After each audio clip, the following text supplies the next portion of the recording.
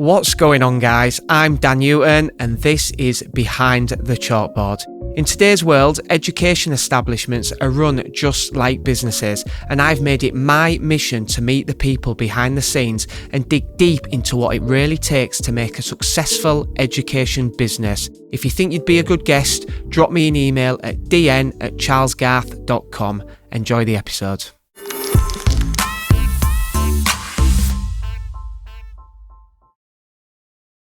Guys, welcome to the podcast. Thanks for joining. It's a pleasure to have you. I've not done two guests before, so this is all new. But as always, we'll just do some introductions.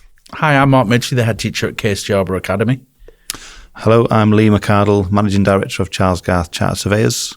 Lovely. Thanks for coming on. So, what we love about these podcasts, we want to kind of go back a little bit and get your journey, Mark, really into the world of education. And take us back as far as you can. Yeah, I've been teaching about 27 years, worked in a range of roles, responsibilities, never set out to be a head teacher, but became one. And really the core principles for me about what we're doing and what we do is about, is it good enough for your own children?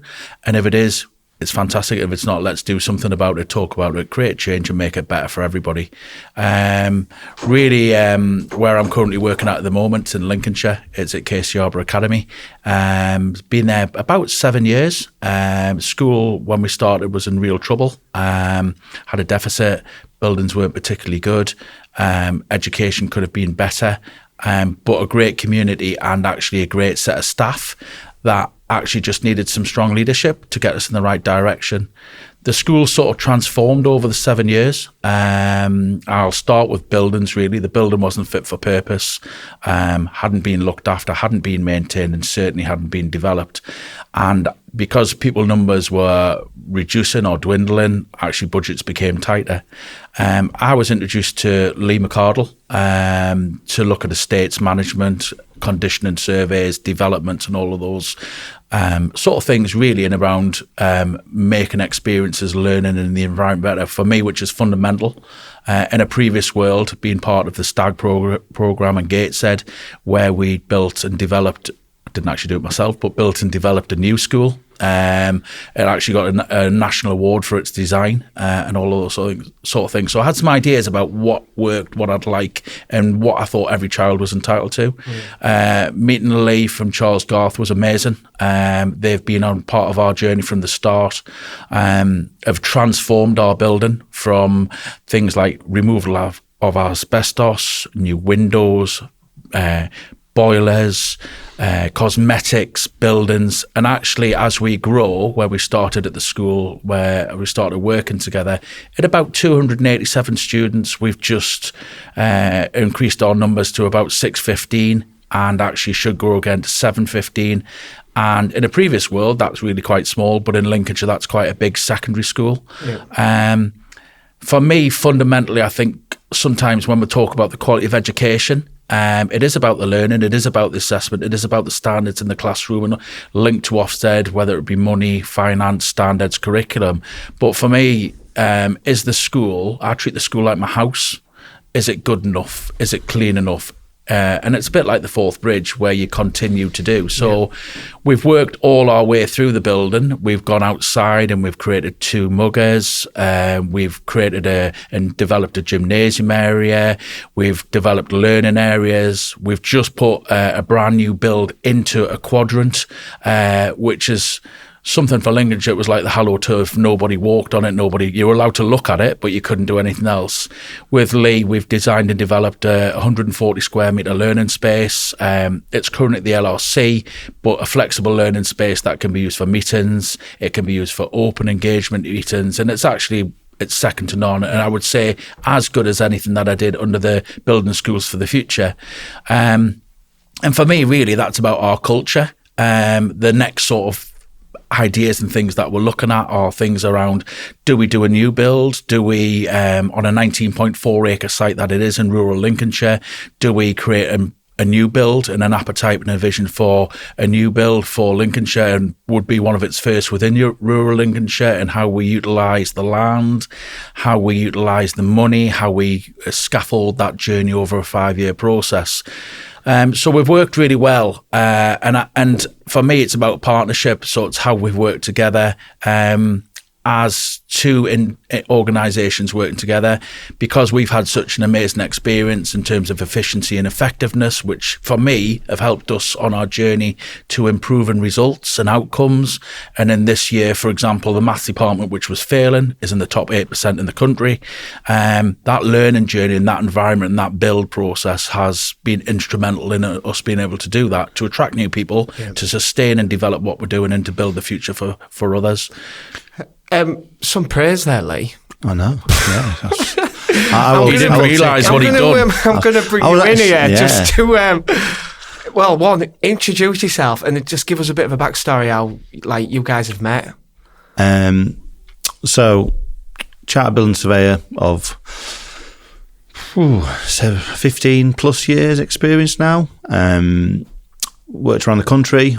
Eventually set up Charles Garth 10 years ago. And it's been a very fast and swift 10 years, working in the education sector as well as commercial and residential. So I suppose touching on from what you said, when did I meet Mark, was initially setting out in working with schools and wanting to provide a good service to schools on what was really, it's always a failing estate, underfunded, underprovided for, with very little help. And obviously the transition from being a local authority owned school into an academy is a very daunting process for any school really. And I'm sure, as Mark will agree, on that transition, it's a difficult place to be, because it basically the money pot stops on all things that are outside of the curriculum, really, aren't they? So I think we originally looked at a leaking roof. We always start with a problem, and we proposed a solution and how we could assist with trying to get that problem solved, really. And that's what we are as building surveyors. I think a very generic sort of assessment is we're problem solvers, and able to pick things up and get that matter resolved. So that's what we started with. It was a flat roof project, which is where you come in. Funny enough, I was involved in that. We're involved in that one. Enough, in some capacity. And then from there, we sort of sat down with Mark and said, "Look, I think credit's due as well to Mark." And it seems like we're patting each other on the back here, but that's what it's about. Yeah, absolutely. Mark is very much a hands-on executive head teacher, that is not just focused, whilst he's very focused on the curriculum and the kids, he understands and appreciates that without good buildings, without good staff, without good culture and surroundings, nothing works and nothing progresses. And whereas others may take other priorities or prioritise things differently, Mark was very much of the case that I want a nice place to be, a nice place to work, a nice place to be taught, and a safe surroundings for children. And in rural Lincolnshire, it does come across that everywhere is lovely and greenery, but actually there is still fundamentals that need to be achieved so that it's a safe environment for them. So from there, we've moved on, looked at mechanical heating, renovations and refurbishments. We've looked at solar renewables. So sort of the sustainability of a 1920s building that is pretty much probably the furthest end of the spectrum away from being sustainable that it possibly could be. And we're still constantly reviewing that, aren't we? How we can do that, looking at air source heating, ground source heating, things like that. I think just to chip in, Lee, what you're saying, I think for me it's a little bit about, I'd never worked in a rural setting, and they talk about rural deprivation and urban deprivation. I actually think in a lot of aspects, rural deprivation is worse. People are very compliant, they accept what it is and they make the most of what they're doing, generally with really good morals and strong morals. But we also pulled from Grimsby, from our top one deprivation. I think really for me, in and around, you're only as good as each other. And if you're going to do something, do it well, is my sort of motto. But I think what's been nice for me is working with Lee in that partnership is also about educating's the wrong word, sharing with Lee what the pressures of accountability that a head teacher's under, what it looks like, how you work together, but also to work with Lee to try and help his business model. Yeah. I haven't just worked in education, I've worked in different sectors, in business and all of those sort of things. My degrees in around the business sort of background and all those sort of things. And in the world of academisation, really you are running a business, the business as children, and getting best outcomes and experiences for people. But I do think what I would say is it's about trust. So Lee's helped us do what we do and given me advice. We talked about it in the car on the way here today in around, well, I'm thinking about doing this reception because actually when I did a stag building, a good reception gets you 10 children a year. What does a good reception? Ours isn't really fit for purpose. Lee straight away said, well, if you look at this, do that, think about that. Roughly that's what it would cost.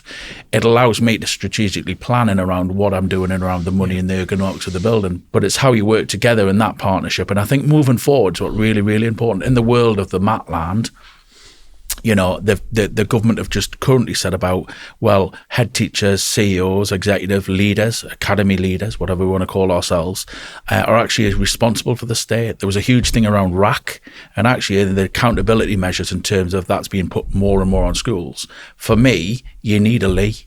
Everybody needs a Lee to do that. Whoever that Lee is, but you need a Lee to say, have you thought around?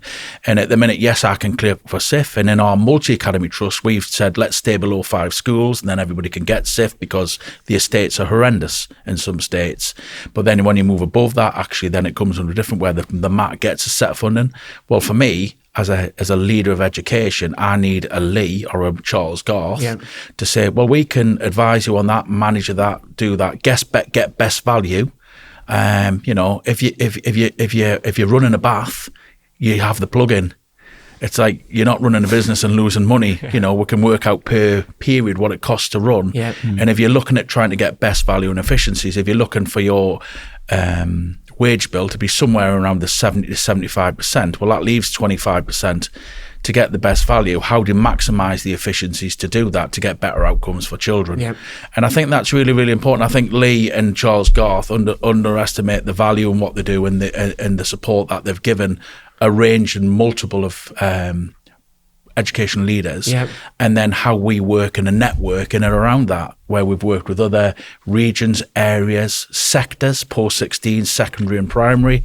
So I've sort of pushed Lee in a professional capacity to say, well, actually, how might you diversify your business? It doesn't stand still. What can we do? What's it going to look like in 5 years' time?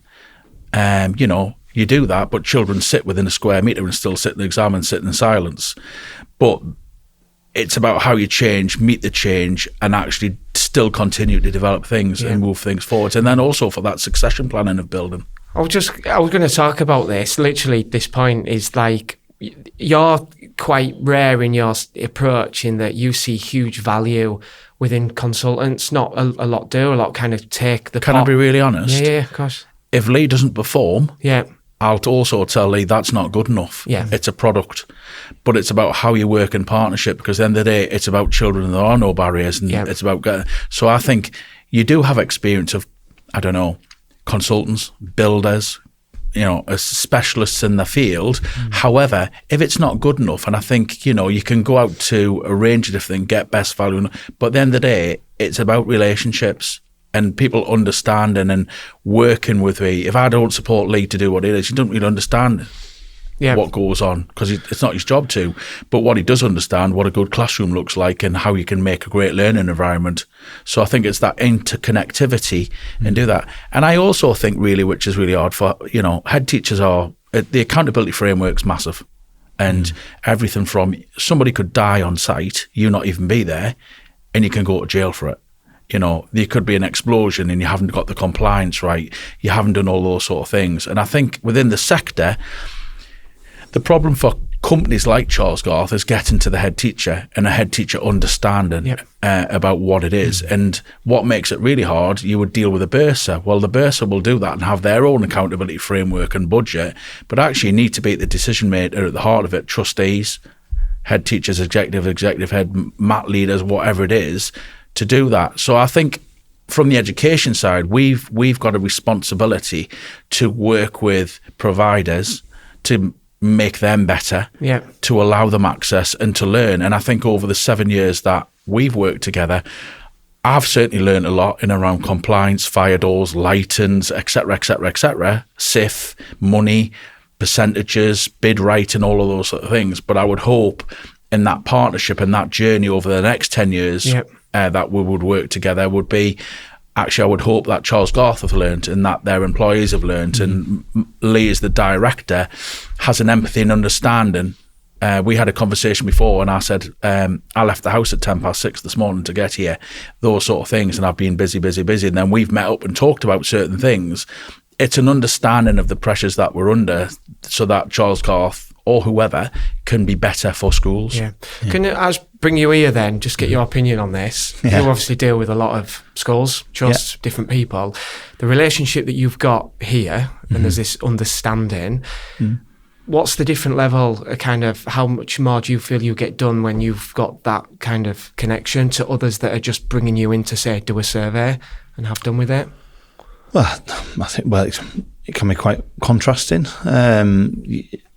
We're here to be instructed, but and if advice is sought, we'll give the best advice we can. But we like to work with people for a long period of time, or as long as needed, so to speak, because you get more done, I guess, and you learn from the things that you're doing with those people. I think it's like anything, isn't it? It's like when you take on, there's always a bedding in period of trying to understand how to deal with certain things, how people react to certain things. And as long as you, and as Mark said, a partnership, I suppose, it's like man and wife, isn't it? You've got. Is that what it's like, Mark? Well, I was about to say. Am I your work wife? Hey, that's how it feels. Certainly Steady not. on. No, I mean, I haven't even got a tie on. Sorry, mate. I didn't want to cut you off there. But what I was going to say to chip in what Lee was saying, though, it is about relationships, isn't it? You know, I base through my thing. I know I have a candid relationship with Lee and a very professional relationship with Lee because it's public money. You know, I treat my school like my house. You come to my house, like you didn't do today, offer a cup of tea first. I would always say, would like a drink, and you break down that sort of thing. It's about you might have 10 minutes chat about whatever, and then you get to the business side. For me, it's about, you know, I looked at a few sort of models, sort of few, like Alex Ferguson, exceptional leader, would class as a bully today. Generation Z, very, very different, and all those sort of things. But my sort of thing is, it's about, he would talk about, I've worked with the best players in the world, whether you like Manchester United or not. But ultimately, what he says, the difference is practice and dedication. And I think in our relation, we've practiced and dedicated time to get better outcomes for that school and that community. And you do that, and the more you do, the better you get. So I think it's really, really important. I also, you know, I talk about employing people, whether I can spend 3 hours on the drink with them, and do I like the shoes? That comes from Eddie Stobart, the wagons. And I do say that. But it's important, though, because if you can spend time with someone, the job goes up and down, and you're going to have your ups and downs. But if you can see through that and you like to spend time with it, and I sometimes make a point of saying, Lee, come and walk around the school. Auditors have been, come and look what we've spent the money on. Come and see it, and all those sort of things. But I think very, very, I have a trust for Lee and his business and what he does, and he's never let us down yet.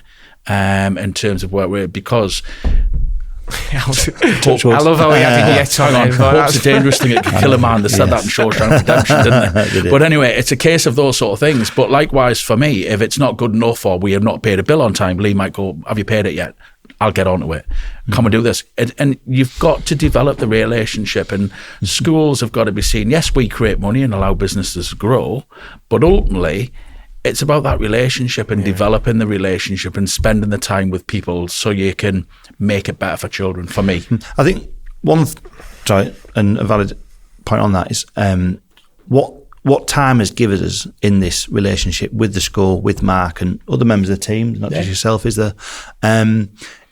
we've been able to take stock of actually what work we're doing, how much it actually affects the school, its staff and its pupils, and you've been able to measure that a little bit, haven't you? Mm-hmm. Like you say, we've created what was quite a drab, cold, wet sort of feeling around when initially because there was like leaks in the roof. Well, it was 3 months. It was 3 months from closure. Yeah, well that's it exactly. Yeah, so it didn't have gates. It didn't have gates. Yeah. I could go on. I could write a book. You could write the book. So you walked into this then? Yeah. Sorry, Lee. Thanks for you. Yeah, no. I was there with my magic wand. You only went to fix a roof, like. I know, but you see now, it's a different. I'm going to say it's a shadow of itself, but I suppose it is a shadow of itself. It's transformed. It's like just things like the entrance. What we've changed. Yeah, you still want to better that. That's it. The thing with Mark and even the estates team there.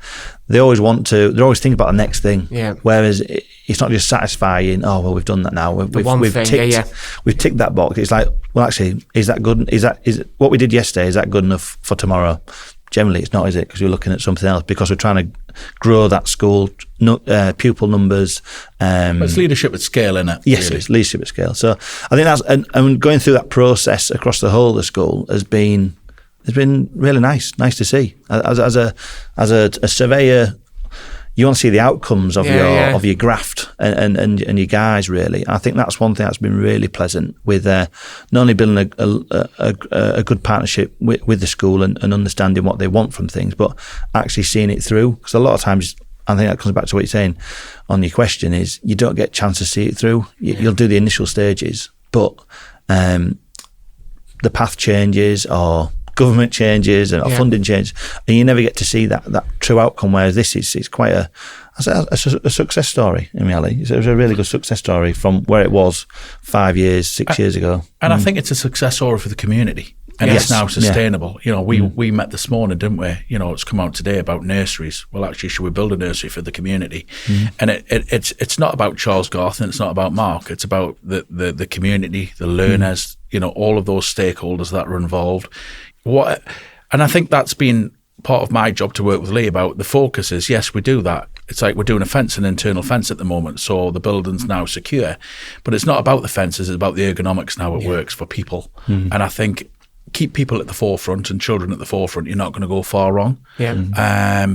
And that's what it is. And I think this side of the job, when you're a local authority head teacher, well, you had an estates team that did all. But in the academy world and academisation world, you're it. You're the accounting officer, you're the exams officer, you're the centre manager, the head teacher, and all of those sort of things, which is why you need specialist partners.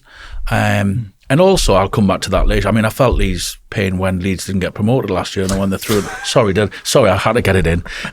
You know, and all those. They could do better. You know. The only Red Devil in Newcastle.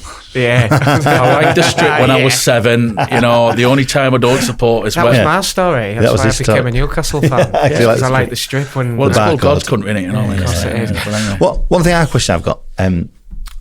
When you set up as a teacher, was the aim always to be a head teacher, or was it purely teaching? Or not that's at all. What's that path? That's what you never get to, because obviously having met you and not really discussed it back, you've talked about your teaching years, but it's sort of like, I think can you just take us back to that point when you came of course in?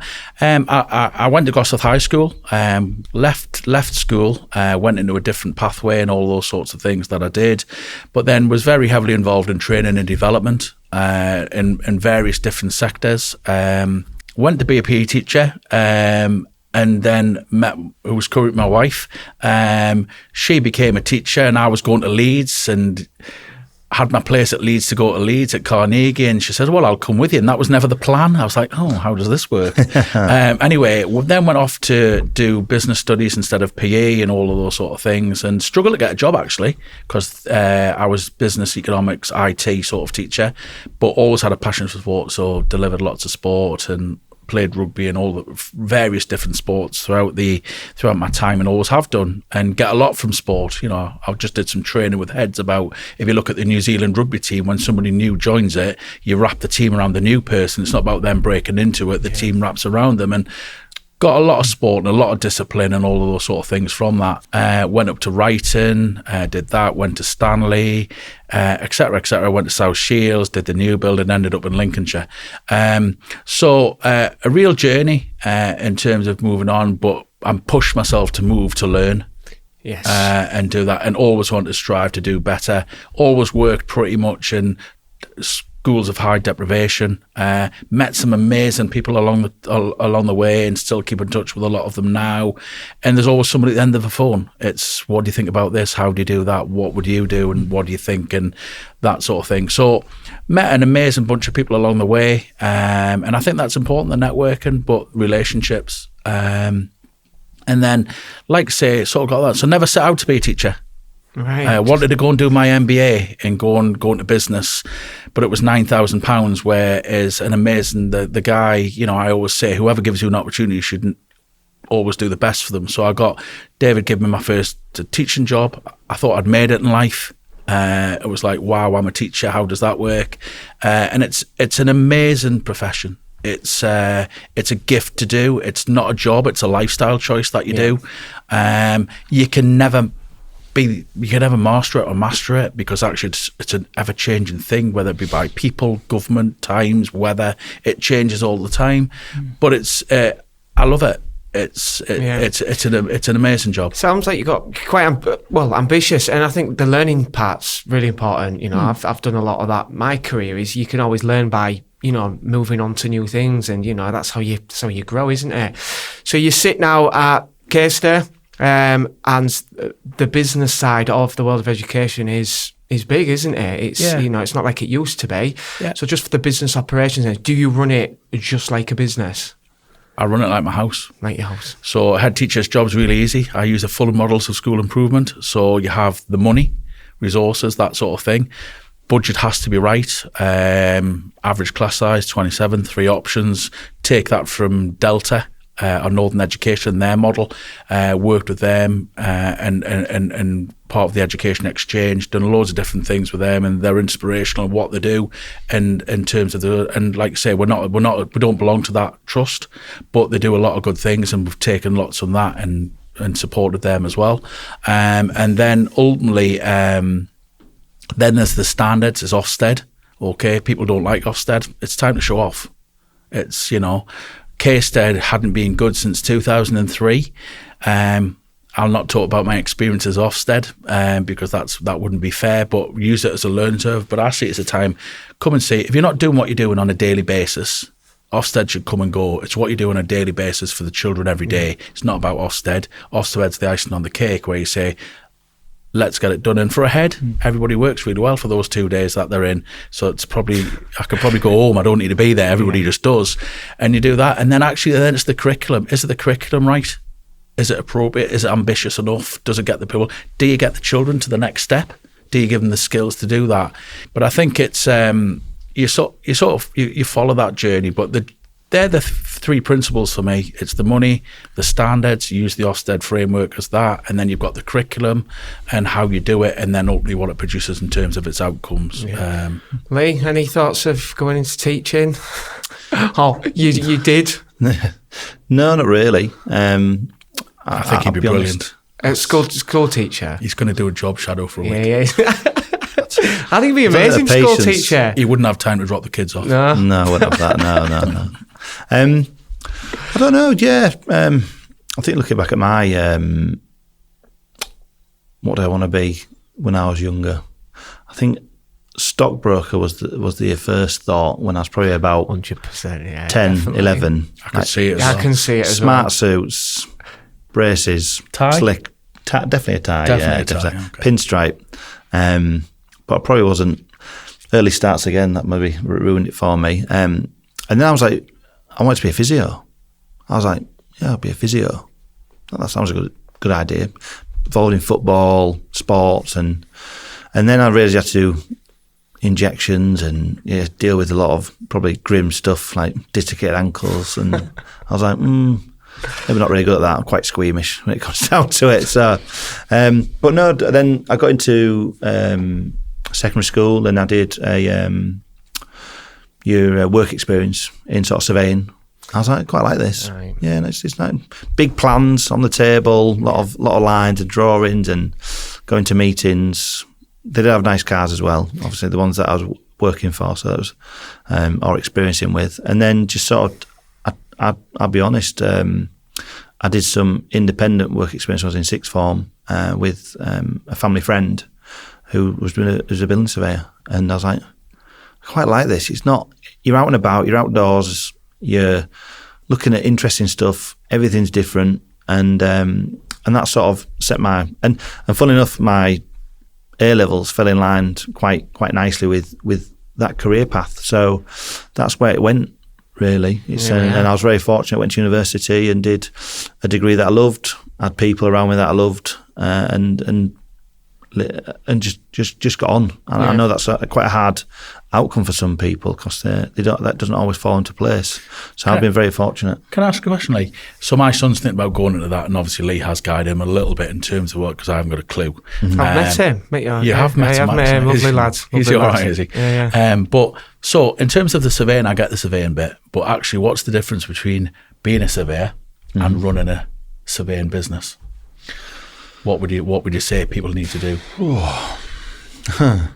Thick skin, first one. as you would agree with. I think as a surveyor, I always quite visualise them as quite introvert people, very methodical, very intelligent, good thought process, and can be quite tied into, very opinionated as well. We're very, very opinionated. Even about Leeds Football Club? Even about Leeds United Football Club. Mm. But I think my skill set was people. I'll hold my hands up, I wasn't the best, most detailed person in my sort of teenage years and into early career, really. I was more like, get the job done.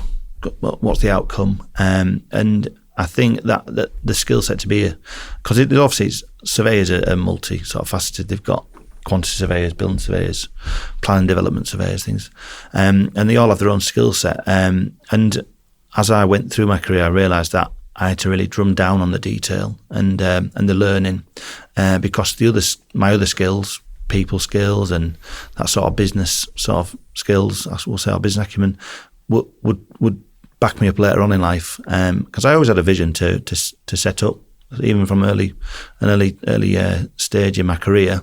I think you have just that when you're ambitious, you can't. It's a burning desire in it sometimes too. And if you're in a fortunate position where you can be able to have a go at that ambition, then you'd be rude not to. So that's, I think, going back to your question, I think tolerance and understanding of people, and always the people. It's the always is. Yeah, people make everything on both sides of the coin. Doesn't Our it? leadership team, when I first got to Caistor, having come from like a school that had like gates and fences and doors that locked and I don't know, a range of different things, I would go. My first thing in Caistor was like, that doesn't make sense.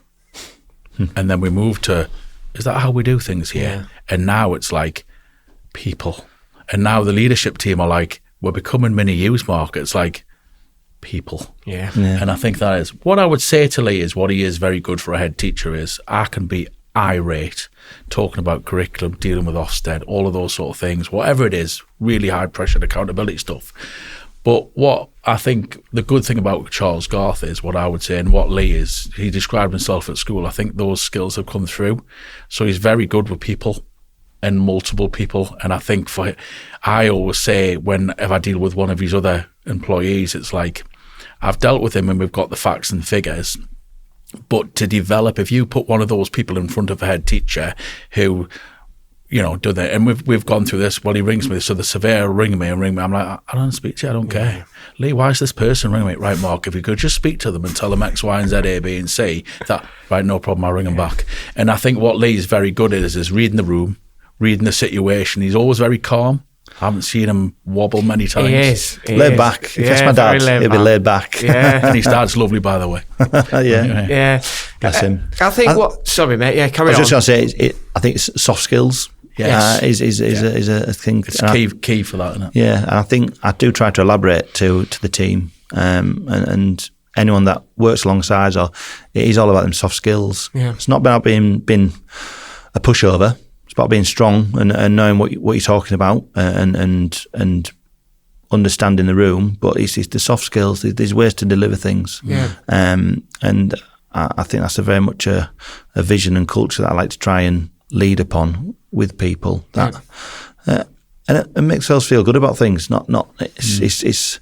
I was always on as a footballer. I'd rather have an arm around my shoulder, going, "Come on, you can do this." I bet than been given an absolute roasting, because it works for different people in different ways. Don't get me wrong. There's different ways to do it. Like an Alex Ferguson hairdryer treatment must have worked because they didn't win that many titles, did they? But I think if I was a football manager, I'd be more for an arm around the shoulder, a Bobby Robson figure, so to speak. But when you do need to be tough with people, it's about having those tough conversations and managing that. Because we do deal with a lot of different people. We do, from a head teacher through to subcontractors, consultants. So, and as you'll know that, you through your career. But no, credit's where it's due, It's been going 10 years now with Charles Garth. It's, so it's testament to that. But look, just to kind of wrap up the episode, Mark, I want just your advice really for other people listening. What you've built, with Charles Garth is something that is really special. There's a lot of, people within trusts that kind of, arm's length. We don't want to get people involved. But could you just give us an overview of your experience and what you've achieved by partnering with a consultant? Yeah, I think partnerships and people are everything. And I think the softer side of skills, and sometimes you've got to just take time to reflect, and it's not all about improvement, it is the softer skills. But I think the demands on the job, recruitment and retention, there's something like 50% of head teachers will be retired in the next 5 years. Take time to see all sides of the mountain. And if you're looking at, for example, like the bill, that side of the mountain is there, you would use the specialist skills and qualities of an expert, and don't be afraid to ask the question and realise you're not the expert in the room, and take that advice and reach out to people that you can trust. And invest into that relationship, which we've done with Charles Garth. And yes, we go through that procurement process every time we have to, in terms of 3 best bids, 3 best value. Trustees take that very seriously in terms of the compliance and accountability measures. But it's about investing in people and do that and working with that, helping people to be better from our skills as educationalists, but using the skills and qualities of others to be better, because actually children come first, and if we're doing a better job for children to make it better, to get better outcomes, experiences, and making them a more well-rounded and rich persons to get to the next level, wherever that might be, that's part, and it's part of the journey, and it's part of the jigsaw in terms of what it is. So I think it's really, really important, and be outwardly facing with it. No, lovely. Well, look, guys, thank you so much for your time. Thank you. And your input. Thank you. And we'll catch up soon. Thank you very much. Cheers. Cheers. Thanks for watching the episode. I hope you enjoyed it. Again, if you'd love to be a guest on here, please drop me an email at dn@charlesgarth.com. I'll see you next time. Bye-bye.